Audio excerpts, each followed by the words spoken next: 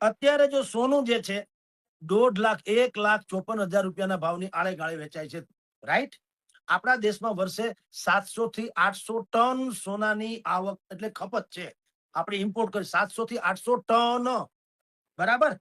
હવે સોનું જે છે એ શું કામ મોંઘું થઈ ગયું છે કે ઓલા વેનેઝુએલામાંથી એના રાષ્ટ્રપતિને અમેરિકાએ પકડ્યા ત્યારથી ડખે ચડ્યું અર્થતંત્ર દુનિયાભરનું.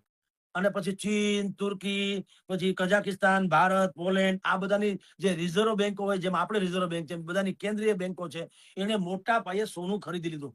વિશ્વમાં અમુક આર્થિક જેને કહેવાય ને બળ કે તાકાત, એ જેની પાસે જેટલું વધારે માત્રામાં સોનું એટલો એ સક્ષમ દેશ કહેવાય. એટલે બધાએ મોટા પાયે ખરીદી પણ સોનાની કરી લીધી. એટલે સોનાના ભાવ વચ્ચે તો તમને ખબર છે તો બહુ ભાવ વધ્યા હતા.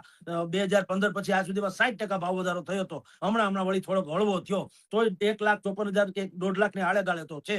હવે આ સોનું પણ મેં કીધું આપણે ઇમ્પોર્ટ કરીએ છીએ મોટા ભાગનું, તો વિદેશી હુંડિયામણ તો જાય કે નહીં? ભારત